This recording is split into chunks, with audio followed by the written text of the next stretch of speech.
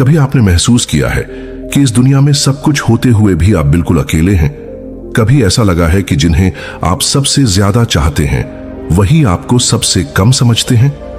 कभी आपने खुद से यह सवाल किया है कि क्या कोई ऐसा इंसान है जो हर हाल में, हर परिस्थिति में सिर्फ और सिर्फ आपके साथ खड़ा रहेगा?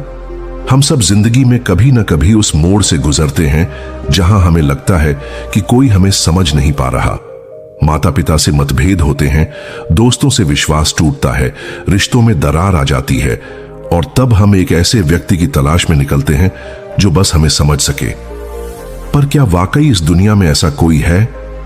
आज की कहानी एक ऐसे युवक की है जो पूरी जिंदगी किसी ऐसे इंसान की तलाश करता रहा जो उसे समझे, माँ बाप से, दोस्तों से, पत्नी से उम्मीद करता रहा। पर अंत में जब वह एक गुरु के पास पहुंचा तब उसे पता चला कि वह जिसे ढूंढ रहा था वह उसके भीतर ही था। यह कहानी एक आईना है जो हमें खुद से मिलवाती है। आइए जीवन बदलने वाली कहानी शुरू करते हैं। एक युवक बहुत परेशान था, वह बहुत अकेला था, कोई भी उसे समझना नहीं चाहता था।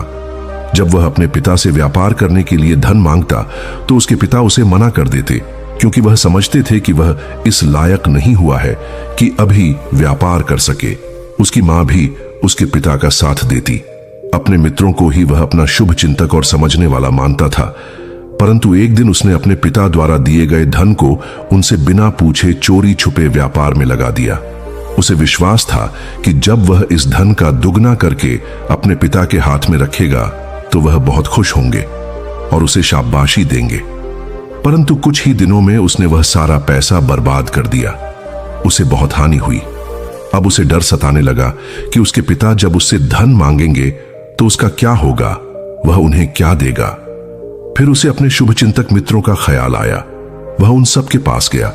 उसने अपनी परेशानी उन सबको बताई, परंतु उनमें से कोई भी उसे समझने के लिए तैयार नहीं था, बल्कि उसे ही दोष दे रहे थे। उन्होंने कहा, तुमने गलती की है तो तुम्हें भुगतना भी पड़ेगा। हमारे पास अभी तुम्हें देने के लिए धन नहीं है। हम खुद धन की कमी से जूझ रहे हैं। उस दिन वह बिल्कुल अकेला हो गया। कोई भी इस दुनिया में अब उसे समझने वाला बचा ही नहीं था जिस पर वह भरोसा कर सके। एक दिन वह दिन भी आया जब उसके पिता ने उससे वह धन वापस मांगा। धन वापस करने की बात सुनते ही वह अंदर से कांप गया।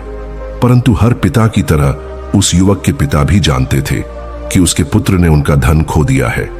युवक को घबराता हुआ देखकर उन्होंने कहा, अरे कोई बात नहीं पुत्र, तुम उस धन को अपने पास ही रखो। समय आने पर मैं बाद में तुमसे ले लूंगा, पर इसे संभाल कर रखना, क्योंकि वह मेरी वर्षों की मेहनत है। यह सुनकर युवक की जान में जान वापस आ गई। अब दिन रात वह यही सोचता रहा कि उस धन को वह कैसे वापस इकट्ठा करे। कई बार उसके मन में ख्याल आया कि वह चोरी कर ले। हमेशा उसे यही चिंता सताती रहती कि कब उसके पिता उससे धन मांग लेंगे। पर समय निकलता चला गया और उसके पिता ने कभी उससे वह धन मांगा ही नहीं।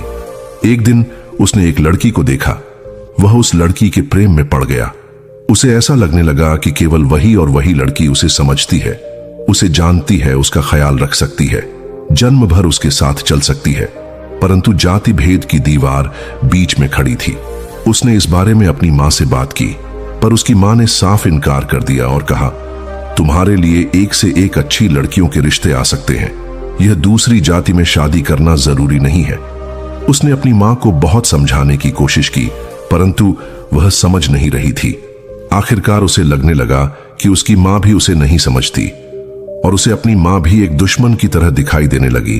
और होता भी यही है, जब हम किसी से कोई आशा करते हैं और वह आशा हमारी टूट जाए तो जिस व्यक्ति से हमने आशा की है वह अनजाने में ही हमारा दुश्मन बन जाता है और इसका हमें ज्ञान भी नहीं रहता। जब उसके पिता को इस बारे में पता चला तो उन्होंने अपने पुत्र को अपने पास बुलाया और कहा, देखो पुत्र, मैं उस लड़की से तुम्हारा विवाह कराने के पक्ष में बिल्कुल भी नहीं हूं। बात जाति भेद की नहीं है, परंतु उस लड़की के परिवार और उस लड़की का व्यवहार मैं जानता हूं। लड़की के चरित्र में कोई कमी नहीं है, परंतु हर किसी का एक व्यवहार होता है और तुम उस लड़की के साथ सुखी नहीं रह सकोगे। युवक ने कहा, मैं जानता हूं बात कुछ भी नहीं है, सिर्फ जाति भेद की बात है। एक वही है जो दुनिया में मुझे ठीक से समझती है, जानती है, पहचानती है। मेरे खुद के माता पिता मुझे आज तक नहीं समझ सके। आप हाँ कहें या ना कहें, शादी तो मैं जरूर उस लड़की से ही करूंगा, मतभेद चाहे जो भी हो। पर वह अपने माता पिता से बहुत प्रेम करता था। वह इस बात से दुखी था कि उसके माता पिता उसे समझ नहीं पा रहे हैं, और उसके माता पिता इस बात से दुखी थे कि उनका पुत्र उन्हें समझ नहीं पा रहा। उस रात वह युवक का अकेले में बहुत रोया। फिर उसने निर्णय किया कि वह अपने माता पिता के बिना ही उस लड़की से विवाह करेगा। अगले दिन उसने उस लड़की से एक मंदिर में विवाह कर लिया। लड़की के माता पिता को इस विवाह से कोई आपत्ति नहीं थी, और उस लड़की को अपने साथ लेकर वह घर पहुंच गया। उसकी मां ने जब उस लड़की को अपने पुत्र के साथ शादी के जोड़े में देखा तो वह बहुत क्रोधित हुई और उस लड़की का हाथ पकड़कर वहां से निकालने लगी। परंतु पिता ने अपनी पत्नी को रोकते हुए कहा, अपनी बहू का स्वागत करो, तिरस्कार नहीं। अब उस युवक की जिंदगी में सब कुछ ठीक चल रहा था। समय बहुत हंसी खुशी निकल रहा था, परंतु सास और बहू में संबंध ठीक से नहीं बन पा रहा था। धीरे धीरे घर में झगड़े होने लगे। जिस घर में अब तक शांति रहती थी, उस घर में अब लड़ाई झगड़ों की आवाज आने लगी। घर का सुकून जैसे चला गया।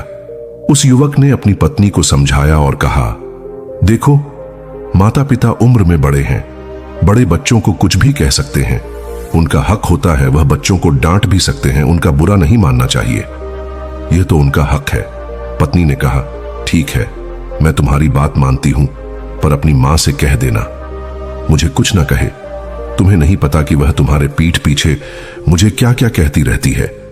छोटे छोटे झगड़े धीरे धीरे बड़े होते चले गए। बात इतनी बढ़ गई कि उस युवक की पत्नी अपने बच्चों को लेकर घर से जाने लगी। उस युवक ने अपनी पत्नी को बहुत समझाया, पर वह समझ नहीं रही थी। उसकी पत्नी ने कहा, हम दोनों अकेले सुकून से रह सकते हैं, सिर्फ इन दोनों की वजह से हमारे बीच में लड़ाई और झगड़ा रहता है। मैं तो कहती हूं तुम मेरे साथ चलो, हम दोनों मेरे परिवार वालों के पास रहेंगे, उनका व्यापार भी तुम्हारा होगा। यहां तो तुम्हारे पिता तुम्हें कोई काम करने ही नहीं देते, तुम्हें बस यहां गुलाम की तरह रखा हुआ है। अपनी पत्नी के मुख से ये सारी बातें सुनकर उस युवक को बड़ा धक्का लगा। उसने सोचा कि यह ना तो उसकी बातें समझ रही है और ना ही सुनना चाहती है। इससे ज्यादा खुश और सुखी तो वह विवाह से पहले ही था, जिसने सोचा था कि वह उसे समझेगी और उसके साथ चलेगी। वह उसे छोड़कर घर जाने की बात कर रही है। युवक ने कहा, अब तुम घर जा सकती हो। पत्नी कोई सूत्र की उम्मीद नहीं थी, फिर भी वह अपने अहंकार में अपने घर चली गई। शाम को उस युवक की मां उस युवक को समझाने लगी कि वह लड़की तुम्हारे लायक नहीं थी। मैं तो पहले ही कह रही थी, लेकिन तुमने मेरी बात नहीं मानी। अपनी मां के मुख से यह सारी बातें सुनकर वह बहुत दुखी हो गया। वह रात भर सोचता रहा कि इस दुनिया में रहकर वह क्या करे, यह कोई उसे समझने वाला नहीं है। रात को ही वह चुपचाप अपने घर से निकल गया और उस इंसान की खोज करने लगा जो उसे समझ सके और जो हमेशा हर हाल में उसके साथ खड़ा हो। कई दिनों की खोजबीन करने के बाद आखिरकार वह गुरु के आश्रम में पहुंचा। वहां गुरु के पास पहुंचकर उसने कहा, गुरुदेव, मेरा एक प्रश्न है। मैं बड़ी उम्मीद से आपके पास आया हूं, मुझे इसका उत्तर कहीं नहीं मिल रहा। क्या आप मुझे इसका उत्तर दे सकेंगे? गुरु ने कहा, जिसका प्रश्न होता है उत्तर भी उसी के पास होता है। मैं तुम्हें केवल मार्ग बता सकता हूं, उत्तर तुम खुद खोज लोगे। युवक ने कहा, गुरुदेव, मैं इस दुनिया में एक ऐसा इंसान ढूंढ रहा हूं जो मुझे समझ सके, जो हमेशा मेरे साथ खड़ा रहे, चाहे सुख हो या दुख, जो कभी मुझे छोड़कर ना जाए, जो धोखा ना दे, जिस पर मैं भरोसा कर सकूं। अभी तक मुझे ऐसा कोई नहीं मिला। मैं सोचता था कि मेरी पत्नी वह है जो मुझे समझती है, पर वह भी मुझे समझ नहीं पाई। गुरु ने कहा, क्या तुम अपनी पत्नी को समझ पाए हो? हो सकता है वह भी यही सोच रही हो कि उसका पति, जिसे वह सोचती थी कि उसे समझेगा, लेकिन वह भी उसे नहीं समझ पाया। हमारी समस्या ही यही है कि हम सब एक दूसरे को समझने में लगे हैं और हम यही समझते रहते हैं कि कोई दूसरा हमें समझ नहीं पाता। हमारी उम्मीद हमेशा दूसरों से बंधी रहती है और वह टूट जाती है। इसलिए इस दुनिया में तुम्हें कभी भी कोई भी एक ऐसा इंसान नहीं दिखाई देगा जो तुम्हें समझ सकता हो। युवक ने कहा, तो फिर गुरुदेव, इस दुनिया में रहने का तो कोई फायदा ही नहीं है। ऐसी दुनिया में रहकर क्या करेंगे जहां हमें समझने वाला ही कोई ना हो। गुरु ने कहा, ऐसा नहीं है। हम सबके साथ, हर किसी के साथ एक ऐसा व्यक्ति होता ही है जो हमेशा उसके अच्छे बुरे में, हर चीज में उसके साथ हर परिस्थिति में खड़ा रहता है, परंतु हम उसे देख नहीं पाते और उसकी तरफ हमारा ध्यान जाता ही नहीं है। हम तो हमेशा दूसरों की तरफ देखने में लगे रहते हैं। युवक ने कहा, ऐसा कौन है गुरुदेव जिसे हम देख नहीं पाते और जो हमेशा हमारे साथ खड़ा रहता है? गुरु ने कहा, तुम खुद। जो दूसरों को समझने में लगा रहा या दूसरे उसे समझे इस बात में लगा रहा, वह अपने आप से बहुत दूर होता चला जाता है। वह देख ही नहीं पाता कि उसके पास वह खुद है जो उसका ख्याल रख रहा है, जो उसे बहुत अच्छी तरह से जानता है, जो उसे कभी धोखा नहीं देगा, जो हमेशा हर हाल में अंतिम सांस तक उसके साथ चलेगा। युवक ने कहा, क्या मैं? पर मैं तो मैं हूं और मुझे ही तो किसी का साथ चाहिए। गुरु ने कहा, जन्म से पहले तुम किसके साथ थे और जन्म के बाद तुम किसके साथ रह जाओगी? जन्म से पहले भी तुम तुम्हारे साथ थे और जन्म के बाद भी तुम तुम्हारे साथ ही रहोगे। ये जो संसार में लोग मिलते हैं ना, यह भूल जाते हैं कि संसार का कुछ भी उनका नहीं होता। जो यहां मिला है यही रह जाना है। ये सब उपयोग की चीजें हैं, उपभोग की चीजें हैं। युवक ने कहा, मैं खुद का शुभ चिंतक हूं, खुद को अच्छी तरह से समझता हूं। यह बात मेरी समझ में नहीं आ रही। गुरु ने कहा, जब तुम अकेले मेरे रोते हो तो तुम्हारे आंसू कौन पहुंचता है? युवक ने कहा, मैं खुद। गुरु ने कहा, जब तुम्हें चोट लगती है तो सबसे पहले दर्द किसे होता है? युवक ने कहा, मुझे ही होता है। गुरु ने कहा, जब तुम खुश होते हो तो उस खुशी का सबसे पहला एहसास किसे होता है? युवक ने कहा, मुझे ही होता है। गुरु ने कहा, जब तुम किसी परेशानी में घिर जाते हो तो सबसे ज्यादा परेशान कौन होता है? युवक ने कहा, मैं खुद गुरुवर। गुरु ने कहा, हर बार जब तुम अकेले रह गए और सब छोड़कर चले गए, तब तुम्हारे आसपास तुम्हें छोड़कर कौन था? युवक ने कहा, कोई नहीं गुरुदेव, मैं खुद ही था। युवक ने कहा, गुरुदेव, मैं समझ गया हूं। दूसरों को समझने की जगह या